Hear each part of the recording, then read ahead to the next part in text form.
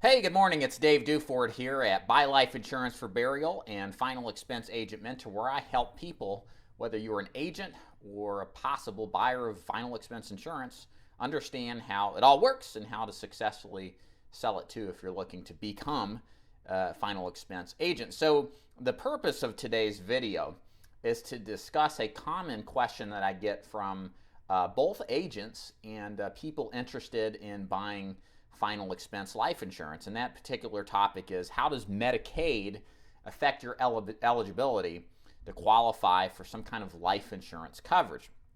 So what we're going to talk today about is, first of all, what exactly Medicaid is and its difference between Medicaid and Medicare.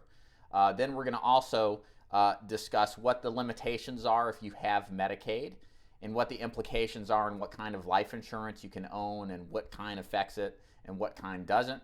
And then we're going to talk about ways that you can employ to get around some of this limitations on asset value.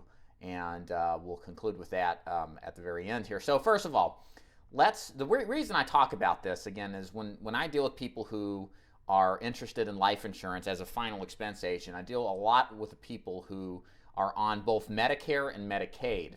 And they're two different programs. Sometimes they work together, sometimes they work separately.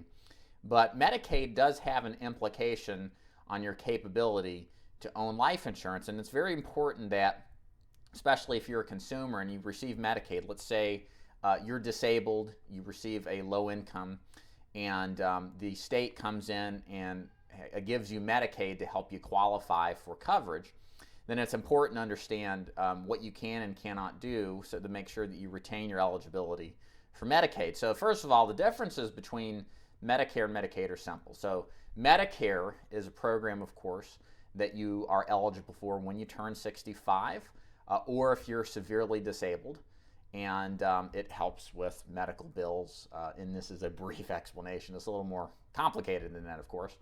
And it's a federal program, whereas Medicaid is it's a state program in some states, it's federal in some others.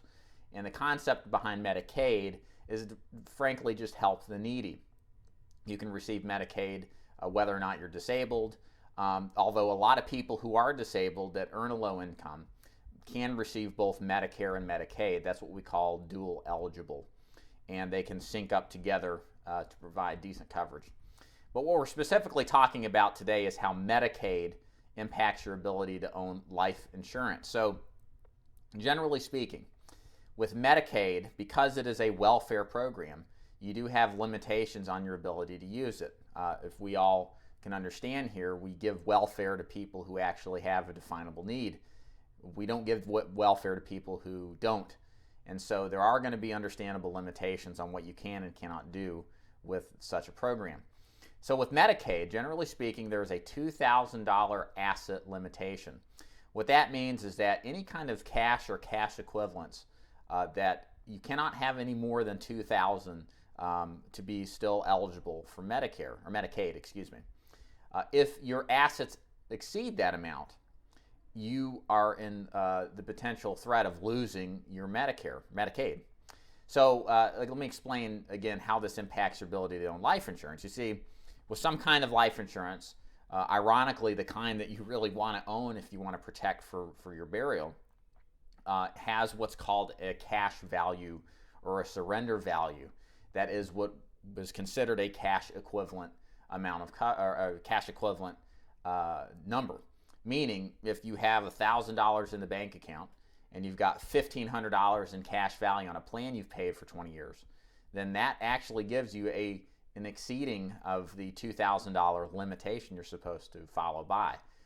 So you are at a potential risk of losing your Medicaid because of that. Now, term insurance, if you own a term insurance policy, that does not affect that. There is no cash value in term insurance, whereas there is in a whole life insurance policy. So why not just own term insurance?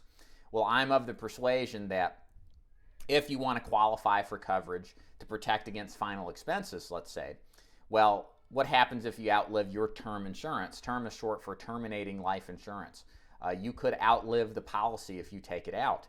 And many times term insurance on top of that is more difficult to qualify, especially if you've had health issues that have put you in the position to be on Medicaid, maybe because you are disabled.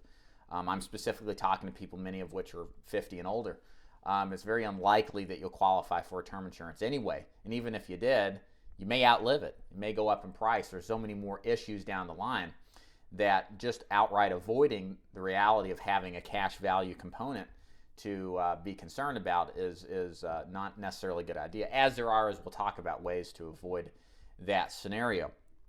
So and again, whole life insurance doesn't cancel. It's designed to stay in effect as long as you pay the premiums. The rates never go up. Many times you can be fully covered. Sometimes you have a waiting period. It depends on your eligibility and health at the time you take the policy out. But the long term of those type of plans is that they're permanent protection. They don't cancel. So a lot of people believe and agree that if we're going to die and we just don't know when that's going to happen, why take the chance with a policy that we may outlive, like with term or a terminating type of policy? But obviously we don't want to lose our Medicaid, right? So there's some concerns that we have to consider. So first thing, if you have a life insurance plan that's less than $1,500 in face amount, even if you have a cash value of $1,000, then that particular Medicaid doesn't apply that cash value towards it. The reality, though, is that this is silly, because what happens with those small face amount policies, if you had a $1,500 plan, you may be able to pay for a direct cremation. You certainly wouldn't be able to pay for a cremation with a service, with additional things. The Funeral Directors Association says the average cremation is nearly $6,000. I don't think it has to be that expensive in personal experience, but $3,000, $4,000, $5,000 isn't a far cry either. And $1,500 ain't going to cut it. Certainly not for burial, which is between $7,000 and $10,000, depending on where you live in the country. So what do you do about this? How do you get a plan that's permanent but not going to affect your eligibility with Medicaid? Very simple here. So here's some ideas that you can implement in order to avoid this particular asset means test. So first of all, and I wouldn't necessarily do this, you can surrender the policy and spend all the money. Usually not a good idea, right? We have life insurance for a particular reason, and that's to protect against the inevitable, our death, and not having our loved ones paying for it. So yeah, sure, you can blow the money on all sorts of stuff you don't need anyway, but why do that? You want to probably use that towards protection of your loved ones. So let's talk about some actual real ideas and concepts you can employ that will get you the results you're looking for. So you can transfer the ownership of the policy either to a loved one or a funeral home. So let me explain how this works. Very simple. So any kind of life insurance plan, including burial insurance or life insurance, there's three components to it. You have who is insured, you have who owns or who pays the policy, who pays the premiums, and then lastly you have who owns the financial asset value of that policy. You can, most of the times with burial insurance, all three of those is the same person. Sometimes somebody else pays a premium, like a spouse or a kid. But there is the ownership capability that you can change it to somebody who has a vested interest, usually a loved one. And what that does is it transfers the asset value component of the policy to that particular person. So even as you're developing cash value into your policy, you don't own it. Legally, it's owned by the person that you assigned or you decided who would become the owner of the policy. Now, they have to sign off on the policy ownership as well. There's implications to them with them owning the cash value, and they do have a level of control over the policy since they are the owner at the end of the day. That's why you want to trust it to somebody that you love. But in conclusion, the great thing is that you're still insured. When you die, the death benefit will still be paid in the same manner that you set it up, whomever you wanted the beneficiaries to be. So it follows all the same parameters that you'd want being insured and having a policy to protect against burial or cremation expenses without losing the eligibility for Medicaid.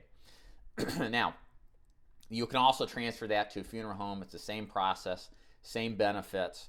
The question you've got to ask yourself is, do you want to keep the policy in the hands of your loved ones, or would prefer to get a funeral home involved in the process? It's really something that is a personal preference and is up to you and what's important to you, but it can be done either way.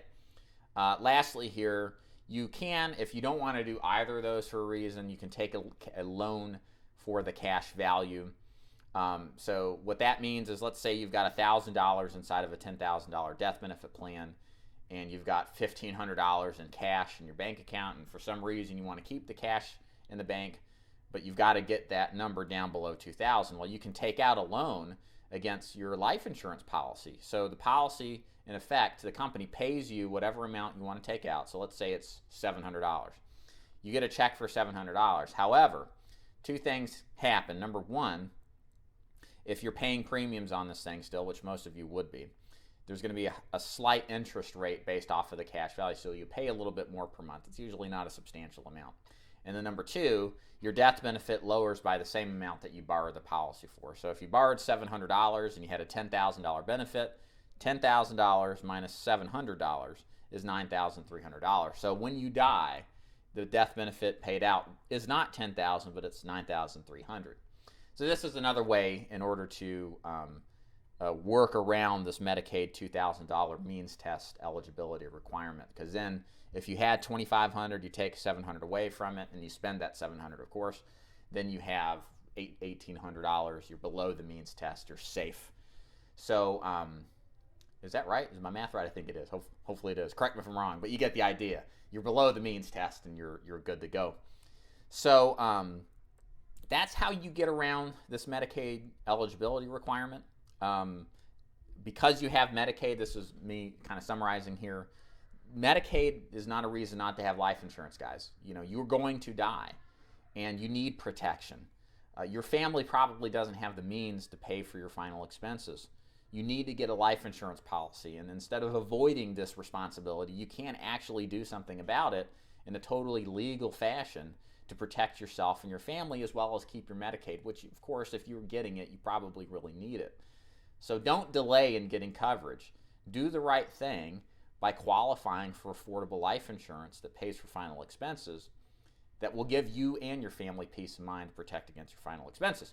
And if this is something you are interested in finding more about, you can give me a call at 888-626-0439, or just mosey on over to my website. It's buylifeinsuranceforburial.com.